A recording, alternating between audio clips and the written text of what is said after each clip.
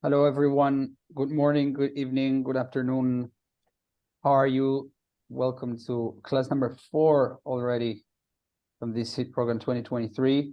Today we have, I don't want to say a busy schedule, but we have at least an interesting one because we're going to have at the beginning, we're joined by Ryan. Ryan, he was very much involved in last year's edition of the SEED program. So he knows what this is all about. He knows what the dynamics are. He knows what you're going through. And he's gonna be giving us a 30-minute lecture on understanding Yamanashi and its production. The purpose of this lecture, Ryan then is gonna introduce himself. I think Ryan, I will give you the word afterwards and give you the chance to just introduce yourself and a little bit of what you're gonna be talking about. But basically, we want you, before you start the second half of the this session, you're going to start with your research projects. So before that, we want to give you this last glimpse of what Yamanashi is and what we're trying to achieve here, a little bit of its history, its production, and everything. Then we're going to go into the breakout rooms, which are already created. So when the moment comes, you will just have to join your respective team group. There are 4 breakout rooms created. You just join whatever your theme is. And I believe that you all received the material that I sent to your team leaders, videos. We have except for textile, the market research from last year's projects and the producers' requests. So those 3 things. If you are able to see them and just take a look at it, that's great. If not, you're going to have a little bit of time now. Hello, Uehara Sensei. It's great that you're here. Thank you. With no further ado, I do want to give the mic to Ryan so that he can start with his presentation. So Ryan, it's all yours. Hi, everyone. Thank you, Tomas. So my name is Ryan Distaso. I am a senior advisor at Gorum, but I was also involved in last year's program. As Tomas said, ideally, I'll also be there in Yamanashi when you guys present your final pitch. So hopefully I'll be able to see you all in person. So I live here in Kofu, Yamanashi, which is why I'm giving today's presentation. I also work at a Japanese company that supports export and promotion of traditional Yamanashi products in Latin America. So I have a bit of knowledge about what it is that you're trying to do and the goals that you're trying to attempt. So I've kind of just wrapped up very simply, what is Yamanashi? What are the sales points that you guys have when working with Yamanashi? And really trying to understand, why did we pick Yamanashi for the theme of your projects? You know, it seems kind of random to just pick one particular area and try to market all of those products and ship those products to Latin America and make that the big thing. You know, explaining a little bit more about specifically why Yamanashi is such a good area to kind of attempt this project. Okay, so I'll go ahead and share my screen. Are you able to see my screen?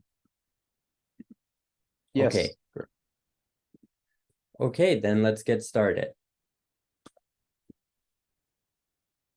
Okay, so today's agenda, 4 main things. I'll just go over geography and facts of Yamanashi really briefly to give you a bigger picture of the prefecture.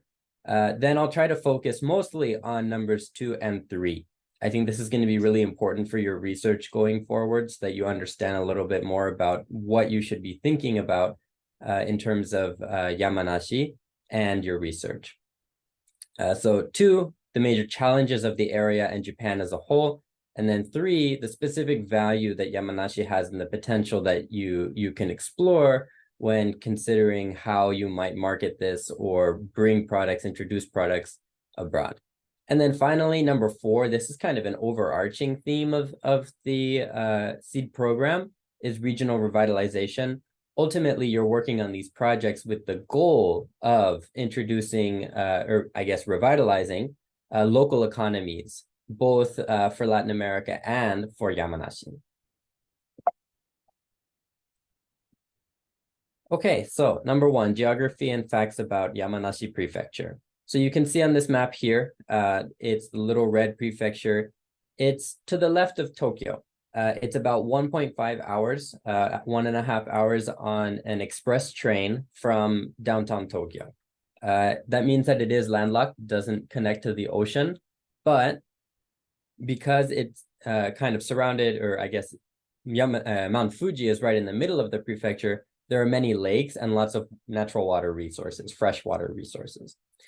It has a very, very long history. The Yamanashi prefecture actually used to be called Kai. Kai no Kuni is the name of Yamanashi during the Edo period, which is the Warring States period or the samurai period of Japan.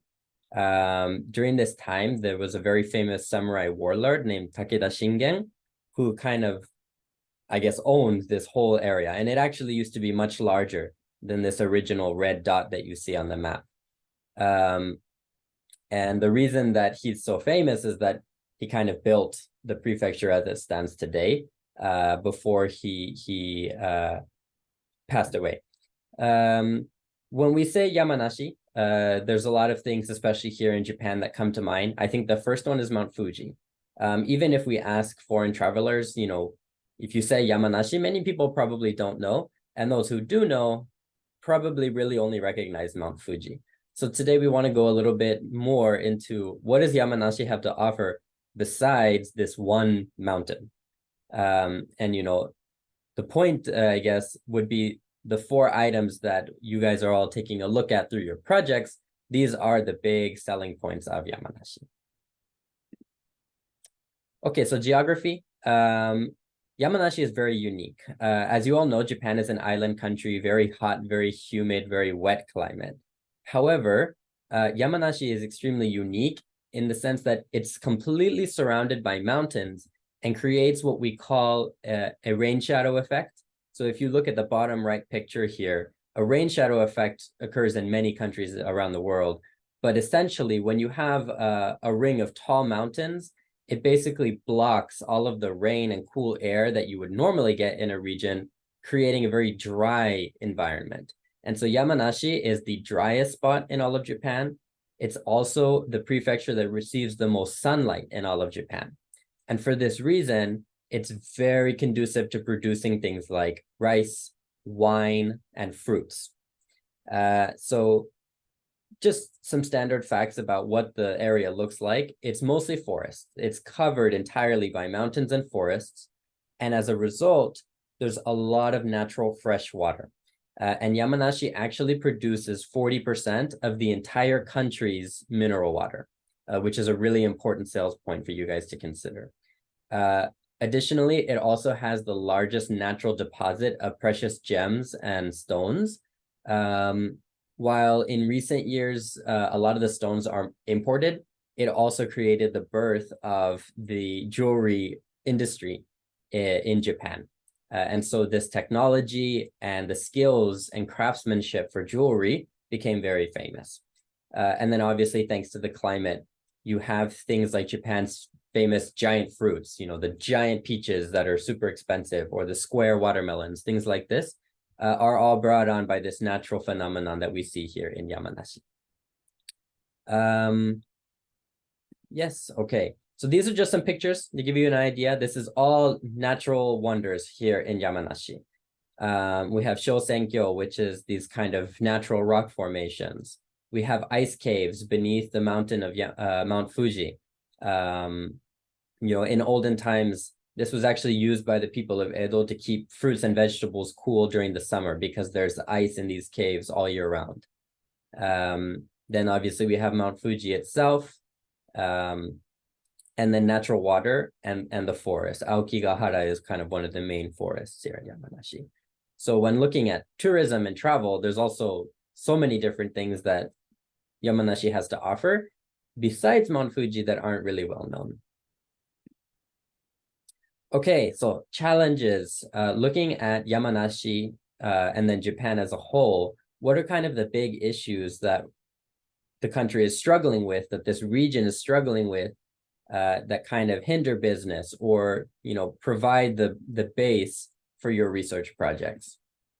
So I'm sure a lot of you probably have already taken a look at it. Today, you'll begin your research in earnest, but just to go over the basics.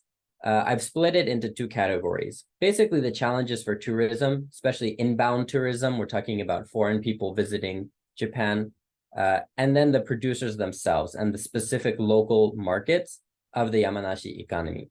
So first, I would say the largest issue that we're facing is shrinking domestic markets. With the increasing aging population and the reduced birth rate, it means that there's just less people in Japan overall. And Japan is by no means a small country. The population is large, and there is a domestic market. It's just decreasing. And that's going to have very long-term impacts that our producers are feeling in the short term, but afraid of in the long term. So the goal is to try and address that issue now before we reach any kind of devastating impacts on the economy.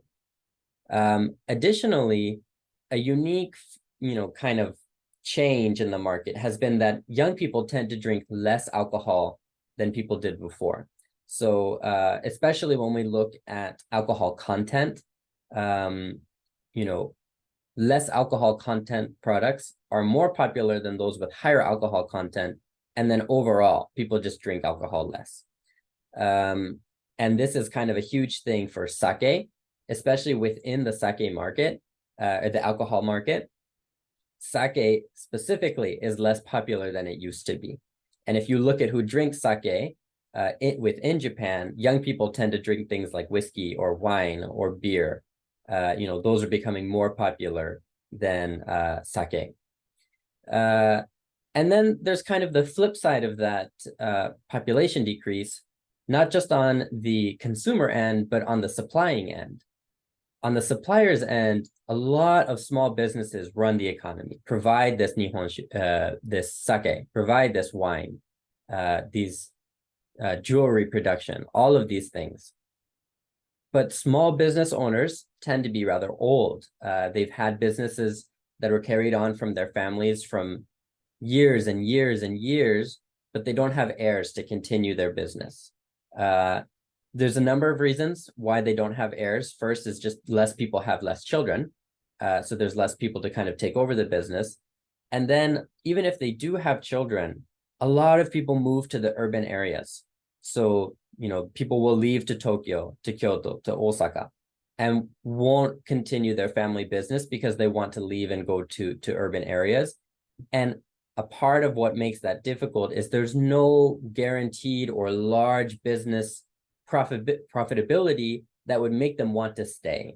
Usually people go where the money is, and there just doesn't seem to be any faith or confidence that would convince them to stay and continue their family business. And so that's the goal that you guys would be looking at in many of these sectors, is how do we introduce the business, reinvigorate this industry in order for people to maintain interest in continuing these businesses. One of the things that would be kind of obvious and comes to mind first is overseas buyers and connecting them to overseas sales channels. This, however, is also a challenge. You can't just ask a Japanese uncle, why don't you just sell in Mexico? Why don't you just sell in the United States or Argentina? They don't know. They have no idea how to approach this market. They don't know the people, the degree of awareness of their products. They don't know how to brand their products. They don't even know how to get it onto a boat and sell in these areas. So that's going to be one of the logistical challenges that you'll have to think about, is in addition to, what products would look good, what might the Argentinian population think of sake? How should we market it? How should we, drink it? How do we promote all these things? In addition to how do we physically connect these markets? Who do we connect? Why do we connect them? And creating a sustainable channel of sales. These kinds of things will be very important for your projects. And then, a part of that is understanding the market and the consumers themselves. What do they want to buy? You will have an opportunity to speak to all of your producers. They are, the reason that we have selected these producers for you specifically is because they're all interested in international sales. They want to expand. They want to open their horizons beyond Japan and begin to promote themselves abroad and share their value with places beyond their own culture. But a part of doing that means understanding the foreign market, understanding the consumers and what kind of products they want to see. You know, the taste, the colors, the flavors, the feel, all of these things are extremely important, but they don't know it. You know, many of them have never left Japan before. Many of them, you know, have lived in Yamanashi their whole lives. So kind of the biggest value that you bring to this project is going to be your insight from the outside, being able to take a look at these producers and tell them, this is what is unique about you. Obviously, they're going to tell you what's unique about themselves, but you have to think for yourselves, okay, that's great, but what here in Mexico, what here in Argentina, what here in Brazil, we think would be unique about your products is this, this, and this. And this is how you should go about promoting it abroad. These kinds of things will be very important for your projects. And then there's also the tourism aspect on the right. Tourism is going to be related to all of your projects in many different ways, because all of these businesses, while they exist on their own as just independent businesses, have very important factors in increasing tourism, decreasing tourism, overall impact on the tourism market of the prefectures of Japan. If you notice, many people will first go to Tokyo, then Kyoto, then Osaka, and then go home. This is a very standard pattern. I'm guilty of this pattern. The first time I came to Japan, that's all I knew. That's all I wanted to see. First capital, old capital, Osaka, and then I'm happy. You know, there's nothing wrong with that. It's kind of standard. It's what we know. If I go to Italy, I want to see Rome. If I go to France, I want to see Paris. If I go to Japan, I want to see Tokyo. However, one of the things that we should be looking at is increasing tourism beyond just Tokyo and Kyoto. And there's a number of reasons for that. The most important one, which I've written there, is urban capacity. In reality, Tokyo and Kyoto are overburdened with tourism. There are so many travelers, which is a wonderful thing, but there's so many travelers that they're actually physically incapable of keeping up with the number of people in the city. And it leads to things like, you know, garbage problems or overuse of facilities, the cramming of trains and congestion of the city, lack of restaurants and availability, lack of hotel spaces, things like this all create problems and impact the overall tour experience itself. So one of the things that we want to try and consider here is, why don't people travel just a little bit further? You know, 1.5 hours from Tokyo, you have Yamanashi with all of these beautiful things to see, but no one really goes. Why is that? Let's think about why people don't want to go and think about how we might encourage people to take that trip out there. And when we talk about going to Yamanashi, going to the rural sides of Japan, we don't mean just visiting one day. Ideally, you would want them to stay. And the reason that for that is because we're talking about business. We ultimately, the goal of your project is regional revitalization and focus on local business. How do we get people to actually patronize these businesses while they're here traveling? You know, it would be unfortunate to go all the way to see Mount Fuji, but not actually spend any time in the prefecture itself. Just go see the mountain and then go back to Tokyo. This kind of pattern is quite frequent.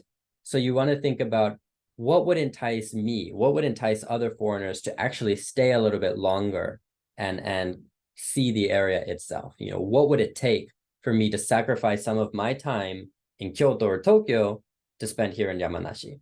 I think these are important questions. Okay, and then just some other general statistics. Yamanashi only accounts for 5.5% of the entire country's total tourism, and we're talking about income.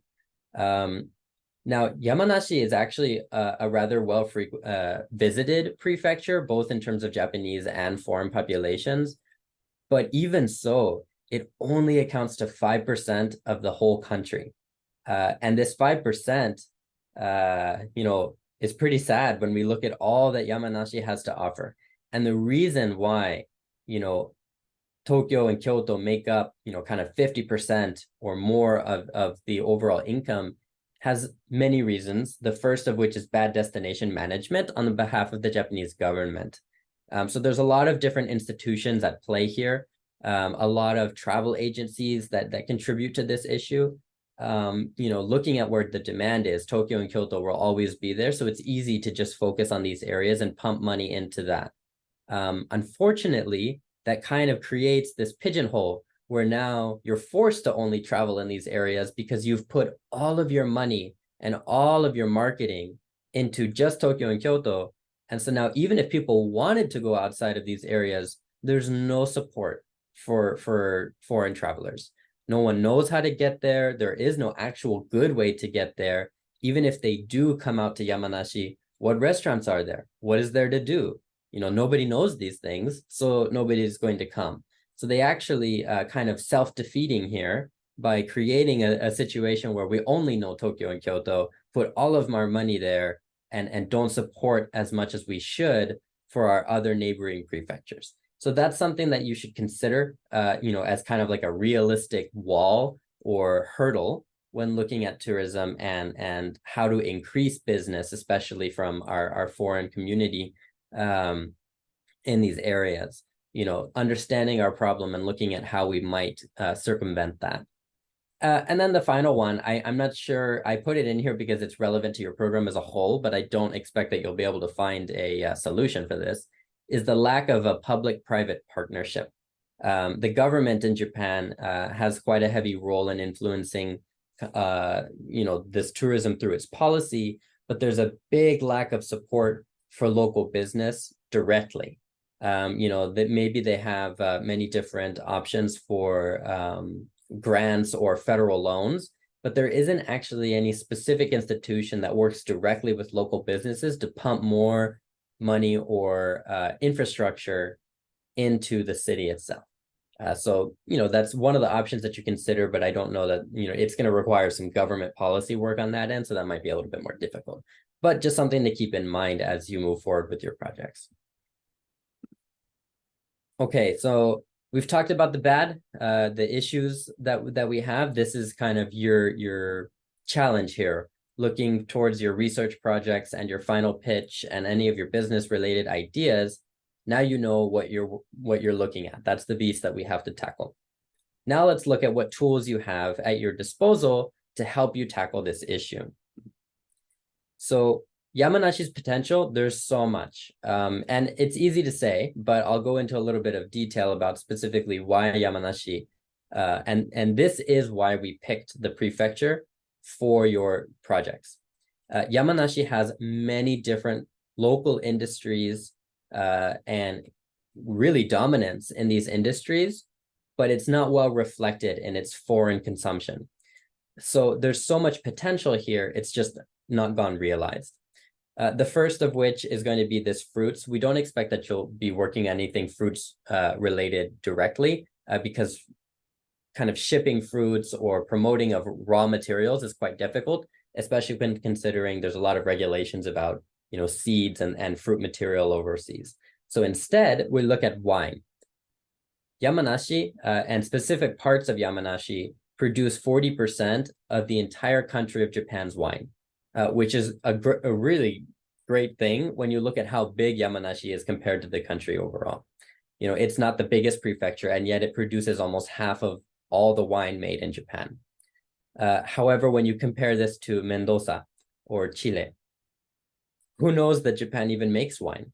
This is kind of one of the feedbacks that I have heard with my work with Mr. Mutsuda has been, people just don't even know that Japan is a winemaking country. So that's already the biggest hurdle that you see there. But the fact that wine is made and it's of high quality alone is already a great asset. And so that's what you'll be learning about more with your producer individually, learning about their specific unique talents, their tastes and flavors. You'll have a chance to speak with them about that and consider all of these things. But just looking at the fact that Yamanashi, why Yamanashi? Because it produces 40% of all Japanese wine. So the next item is 40% of the country's mineral water. The numbers here are just kind of a coincidence, but it also produces 40% of the entire country's mineral water. And the reason why this is important is for the sake team. So in order to have good sake, you must have three things: water, rice, and yeast. The yeast is kind of, it varies by producer, but the most important things here is water and sake. And there is no higher quality water in the entire country of Japan outside of Yamanashi. It's the highest quality water, it's the cleanest water, and it produces 40% of the country's water. So right there, you already have the best quality for one of Japan's most traditional and well-known products. That means that the sake itself is going to be a very high quality. That's a really good marketing point. Obviously, the rice itself will be imported from other prefectures or grown here domestically using the water itself. If you look at the producer for sake, your sake team will know that the producer actually gets a lot of their rice here locally. The next is going to be Yamanashi's deposit of natural stones and traditional polishing technique. The key selling point here is not so much the stones themselves, as in recent years, a lot of the stones come from Australia or other countries. It's going to be more about the polishing technique. In China and Korea especially, this Japanese polishing technique for jewelry and other local pieces of art using these polishing techniques are very popular. The Chinese and the Korean market make up most of the sales for this industry, but there also appears to be quite a large amount of trade of this particular jewelry products and the stones themselves with Brazil. So that might be a good place to start, but you don't want to stop there. We want to make sure that we're targeting the whole of Latin America with your projects, or focusing on particular regions that you can market yourselves to. So the key selling point here is going to be less about the stones themselves, more about what makes this Japanese traditional polishing technique unique, and why it should be considered, a high luxury brand compared to other, famous brands. When you bring a random product to the market and just tell people, well, it's better than Swarovski or it's better than Tiffany, you have to be able to tell them why. And that's going to be the point of your research moving forward. Why and how can we sell this? And why would it be a good idea? And then finally, we have textiles. This is kind of a newer industry that we've been focusing on. However, the history of the industry itself goes many years back, all the way back to ancient trading routes during the Edo period. So looking at a map, Yamanashi is located between Kyoto and Tokyo, and was also a major hub of transportation. At that time, silk production was extremely popular. Lots of silkworm farms and high quality silk for kimono and other things. And that tradition has continued. I would say that a general market trend has been that the silk isn't produced as locally anymore, though a lot of it is. You'll have a chance to learn more about that from your specific producer this year. But just looking at what it is that they make, cloth or fabric is kind of the basic understanding when we talk about textiles, but we're looking at any potential, anything that could use these fabrics or strings themselves is considered a viable product. So you have a lot of, freedom here to think about potential products that you could make that would be interesting for the Latin American market. Try to contextualize it and say, okay, we have these raw materials, what would be a good product to sell abroad? And then obviously trying to market what products they already sell. And then this is kind of just a sub comment. It's not really related to any of the four themes for this year, but Yamanashi is also kind of a large producer of mechanical electronics and robot engineering. There's a lot of factories here that produce automation for, the future of manufacturing. So that's just kind of a unique fact that I threw in. Okay, and then these are just some pictures to kind of reinforce the beauty of tourism and travel in Yamanashi. So this is Takeda Shrine. The famous samurai warrior is enshrined here. A unique thing is that if you see these sake barrels, these are usually displayed in honor of the shrine every year. These barrels are actually provided by our sake producer, Taikan. So this is kind of a unique, very important and prestigious thing, which would also be a really good selling point for the sake team, since they get the honor of providing sake for this shrine. This area also as well, Oshino-Hakkai is known for its crystal clear waters. This comes from an underground pool directly connected to Mount Fuji. So, another selling point for the sake is going to be that the water comes directly from Mount Fuji. These things are very important when considering what makes the products unique. And then just travel overall, a lot of gorgeous pictures that you can take within Yamanashi that especially, if I was looking at traveling to Japan for the first time, I definitely would want to see this picture here. This would be amazing to see, but I didn't know about any of them. I just went to Tokyo and Kyoto and that was great. I would have loved to see all of this. So just considering, what is there to offer alongside each of these products and how can we kind of help each of these products and local industries grow through tourism as well. Okay, so regional revitalization. This is just kind of a recap of why we're focusing, what your project goals are. So the goal of your project is threefold. The first is going to be attracting youth to support local business, basically creating the demand, helping these businesses develop demand, show that there is value in actually participating in these markets and why we should even be continuing this industry. I think a lot of your market research is going to be what helps you understand the answer to this question. But from the research that I've done and the experience in my work here in Yamanashi, there is a huge market and there is limitless potential between Yamanashi and Latin America, but it's just gone unrealized.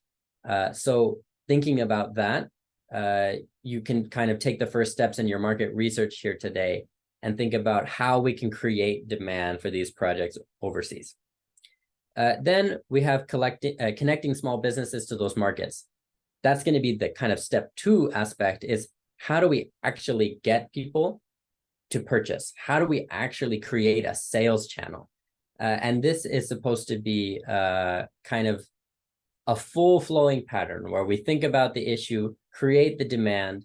Now we actually connect our producers, connect the physical people to this demand, and then make a sustainable sales channel. And so that final part there is going to be sustainability is key here. And of course, sustainability, when we talk about the environment, is one of the factors here. But really, we're looking at business sustainability. When I say sustainability, I'm talking about the long-term longevity of your projects, of the business and the industry. And that's going to be really important to target through promotion. A one-off sale is never going to be enough to kind of save an industry. Think about the long term. How do these products survive? How do these industries make a name for themselves in the long term? And what can you do to continue them and promote them in the long term? So we don't want to just look at a one-off, one-time project. We're looking at the long term here. So number 2, market insight. As I mentioned before, kind of one of the unique things that you bring to the table here is your foreign perspective of these products from the outside. That's going to be super valuable. We want you to develop an insider perspective. We want you to develop kind of an understanding of these products from the inside, but ultimately something that only you will be able to provide and that the Japanese producers will never be able to kind of come up with on their own is going to be your perspective as someone from Latin America, as someone who has insights on these products from outside the culture. That's super valuable. And that's kind of one of your sales points as a group, as a team, of why your ideas are valuable, why people should consider the words that you have to say. So think about that when creating your proposals and your pitch. How might we market these products to our audiences? How do we rebrand these products to our audiences? Understanding what sells in Argentina, but what does not sell in Brazil, and vice versa. These kinds of things will be extremely important. And this is really what your producers are going to be looking to understand. And then finally, just stay creative. We want to not pigeonhole ourselves into just looking at promotion. We don't just need to have a promotional video for the product and hope that saves the industry. We're not asking that you revitalize the entire Japanese economy, but we do want to make sure that for your personal development here, that you actually create a project that could lead to business opportunities. I think this is an important exercise for you as students and in your future careers. So that's where we want to keep the priority for your projects, creating something that could be real. Okay, so that's all I have for now. I believe we've just reached our 30-minute mark. So I'm going to pass it back over to Tomas. Thank you. Thank you very much, Ryan. I have to say that you always produce some of the most beautiful slides I've ever seen. Yeah, Monica there, she agrees with me. Yeah. Yeah. So thank you very much for your time. Thank you very much for your effort, for being here, for joining us today, for just, yeah, taking your time to explain this and share all this inside knowledge with all of us. I think that for the students, for advisors, and I think also for myself, I can speak for myself as well, this kind of information is super valuable, especially for students now that they're about to start their projects. So I do want to leave just this space if anyone has any kind of question related to the presentation. Now is the time. If not, we can just move on to the next part of. I have a question. Yes. I think that Yamanashi has a great potential for the country, and I would like to know how does the local feels about tourism? I mean, if they are really open to the tourists. Yes, so the government itself has a lot of interest in increasing tourism, both on a federal level and on a prefectural level. So they're doing their best, I suppose, to kind of market the transportation to Yamanashi, since that seems to be kind of one of the main issues. You know, if you're a traveler, you're a little bit unsure of how to get there. You know, getting lost would kind of derail your whole trip. So all the focus has really been there. The actual areas themselves, a lot of focus on Mount Fuji, a lot of focus on the lakes and the Mount Fuji area itself. But the goal kind of for you looking at tourism would be outside of this area, bringing the rest of Yamanashi into the picture. And the best place to start with that would be through your individual team products. You know, people would definitely come to visit for a sake tour. You know, if you like wine, you know, I'm sure that in Latin America is kind of one of the wine producing capitals of the world, especially when we look at Argentina and Chile. Everyone likes wine. Most people like wine. You know, a wine tour in Japan would be great, no? Sitting at the base of Mount Fuji, drinking a bunch of different wines, touring the vineyard and learning about why the grapes are different. You know, all of these things are great aspects of tourism that the government does hit on a little bit. They kind of get separated when we look at these producers, and the value of Yamanashi products and what there is to do gets separated from the logistics of travel, which I think is a mistake, and something that you guys could look to kind of correct through your projects, is physically connecting these promotional aspects of, you can get to the winery, you can get to the you know, valuable areas of Yamanashi outside of Mount Fuji very easily, you know, kind of put it all in one place.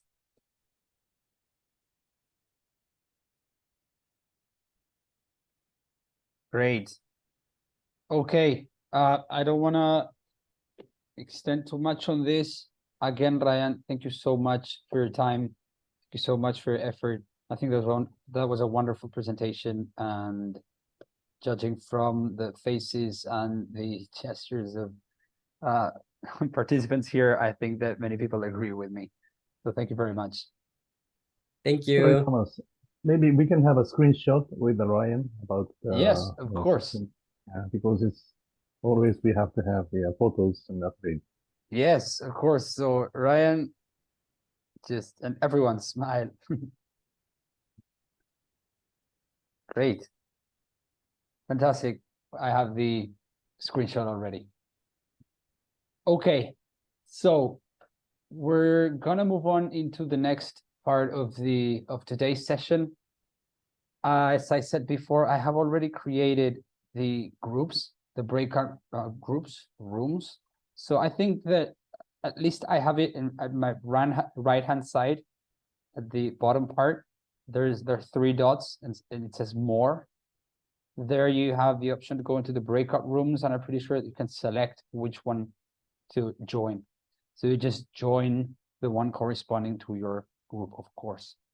In there, you will watch, you will start working in your group presentations and your group research projects, but you have the video to watch and you have the requests. So basically each group can do as they deem better. We suggest that you watch the video one more time, that you go through the requests together, and the advisors, they know what we want you to produce, because we have a deliverable for today, which is the research project outline and the survey outline. Jewelry group, you know that Juan Carlos is not here today, so as of now, I'm gonna be joining you. If I'm not able to join with you, then Ryan is gonna do it, but hopefully we won't have to bother him. So we can just, if no one has any big questions, we can just move right into the breakout rooms. I will call you back just a few minutes before the end of the session, so that you have as much time as possible for working towards those deliverables. And just final announcements, and then someone, Ana Maria Palacios, yeah, just I don't know if I was the only one who saw that, but Sorry. no problem. So if no one has any big questions, we just move into the breakout rooms, and I'm just gonna try and give you as much time as possible. Then just final announcements before the culture session, which Sungmin is gonna be, wait, I have someone in the waiting room. There we go. Sungmin is gonna be hosting the first culture session. So are there any questions, or are we all ready to move into the breakout rooms? Yes, Eduarda, thank you. I trust you. Okay, then everyone just jump right into your rooms, into your breakout rooms. And Jewelry, I'll be with you right away.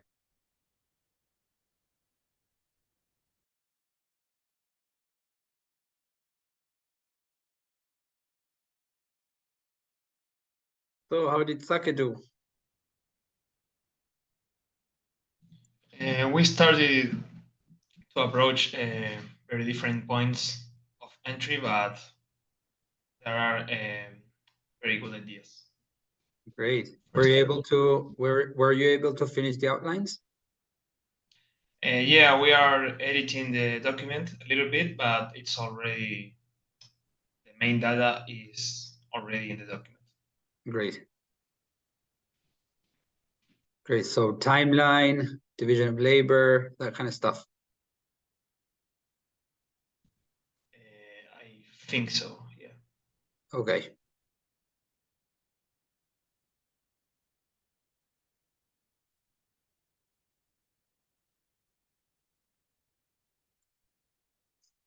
One here, I don't think so.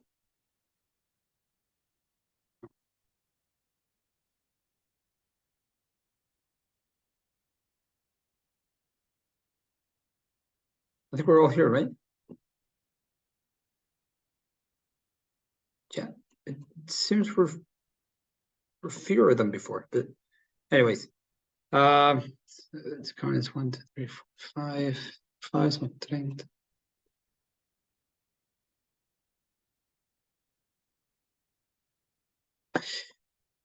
Okay, I think this is all of us. Well, we had Ryan before and Goro, so yeah, I think or more before because of that. Okay, so team leaders, how did it go? Let's just start with Sake. Just in a nutshell, were you able to finish the outlines?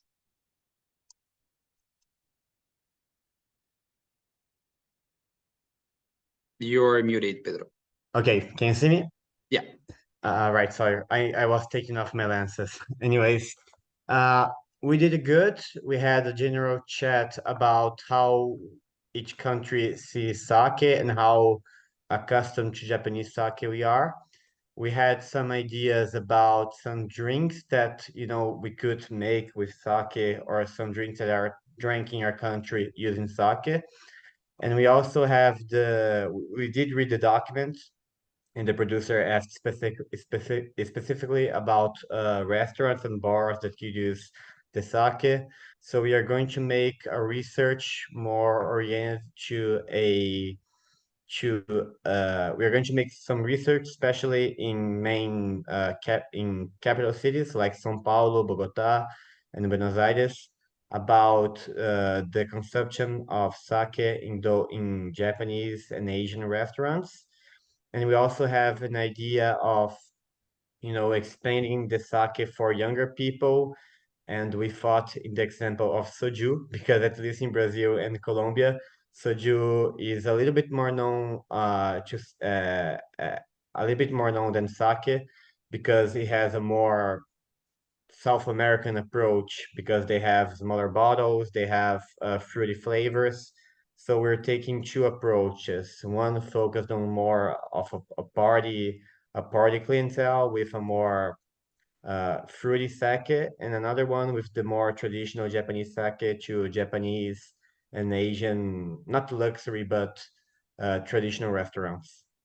Okay, great, great. And regarding the outline, are you ready to present something in the Google Drive? Yes, we have a document. Can I share with you so you can take a look? Sure. I mean, if it's really fast, yeah. Okay, yeah, no problem. Here we have, you know, strategies of entering Latin American markets, key data of each country, so Brazil, Colombia, Argentina, and Latin America as a whole. We have general ideas of market entrance from Japan to Latin America. And then we have the drinks and how we are going to approach the younger and older generation with sake. Okay. Okay, great. Just upload that to the Google Drive. Team leaders, you know the drill. It's Yeah. what I told you before. I gave you access to those Google account, Google Drive folder, sorry. So you can just upload your documents there. Were you able to do something regarding the timeline and the division of labor? No, we did No? not organize that yet. Okay, what was it talked about? No, we mainly focused on we did briefly talk about, I asked Professor Alexandre what we should do regarding the timeline, and we are going to work on a more how can I say, presentable, like just the guideline that they showed us. We are going to make the project, the final paper. We're going to work and try to do the different to do the different parts and cover in the next 2 weeks. So we're Okay. going to put this info in the early project. Okay, thank you, Pedro. Then for wine, we don't tell me. Benjamin. Yes, Thomas. Thank you. So yeah, we were able to make the project outlines. We thought about how to promote the product, which is going to be done in wine and Japanese culture festivals in our countries. We also thought about a selling point and branding for the product, which is that in the video with the producers, we realized that the grapes used to produce the wine were grown using Mount Fuji's water, which we think is a huge selling point, especially if you consider that the winery we're going to be working with has a lot of traceability and tradition. Along with that, we thought about distributors in Latin America and other agents. We researched a bit about the product, how to introduce the product to the market, sticking to traditional means to introduce new ideas. And then we thought about the target audience that we're looking forward to, which is going to be useful for the survey generation that we're going to do later. And regarding the work distribution, we're still looking forward for the best way to distribute the work. However, we were thinking about doing surveys based on our country and then dividing the parts of the project equally. Okay, great. Thank you very much. Then we have Anaí from Jewelry. Yes, what we did, like we already had time like that with everything and the meetings. We already scheduled meetings that we do with our team, and so that wasn't a problem. And then the survey, we decided to do both a qualitative research and a quantitative research.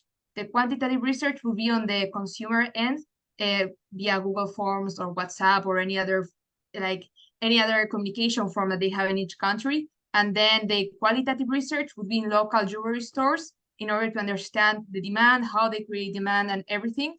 But mostly we focus on like determining like how or to see the web page of the producer and seeing like how can we innovate in that area. Okay, great. Thank you very much. Last but not least, it's textile, Mayara. So our group, since we didn't have many materials to work on, since it's a new company from the SEED program, we talked a lot about the differences in uses of textiles in our countries. So we seeing the differences in our economic powers, we think that we can focus on different aspects of the experience, knowing about the origin of the textiles, the differences in the fabrics, and the thing we talked about our survey is to understand the types of fabrics that are most popular in each of our countries. So knowing this and knowing how much people normally spend with this type of products, and because the company works, they sell textiles and dresses, bags, notebooks. Having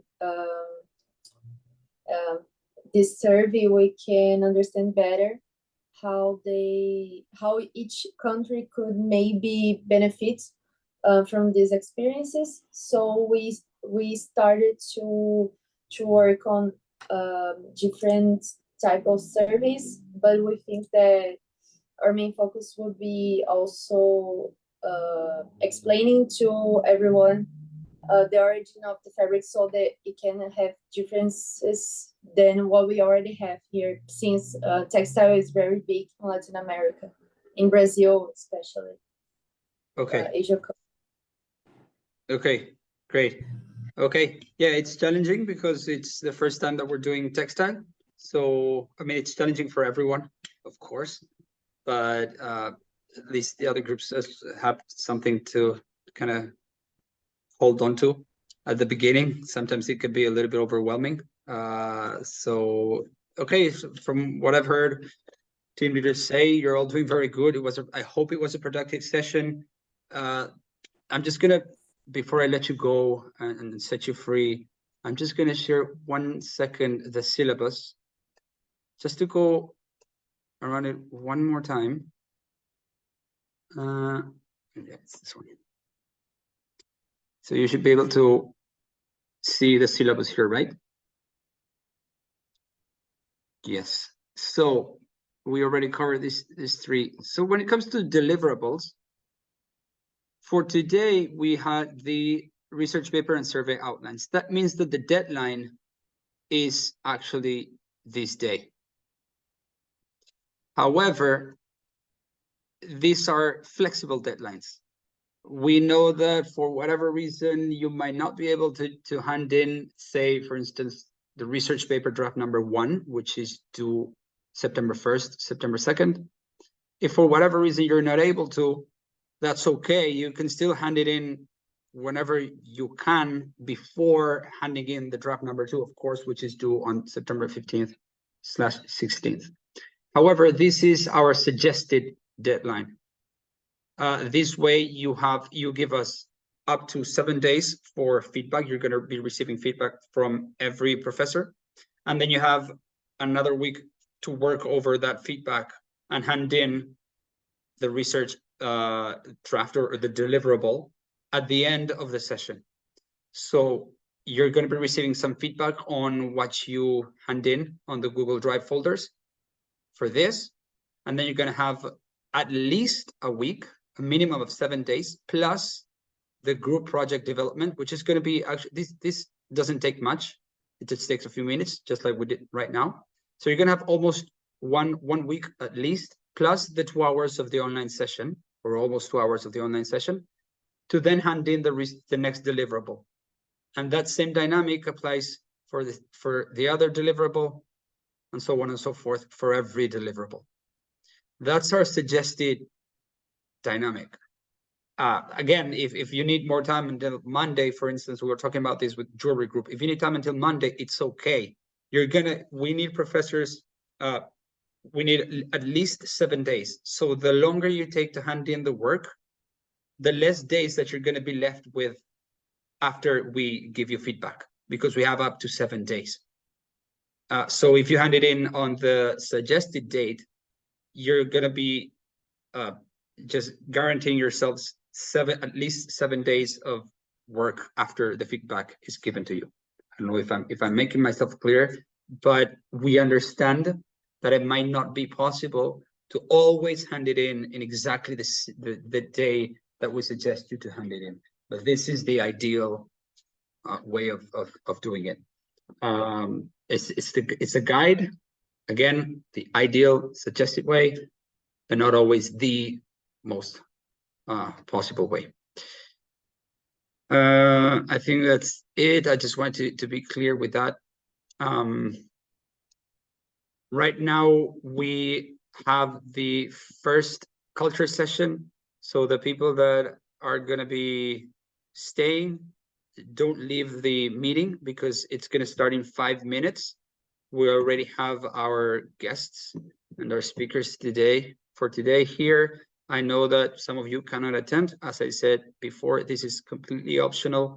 You're free to go now. Thank you very much.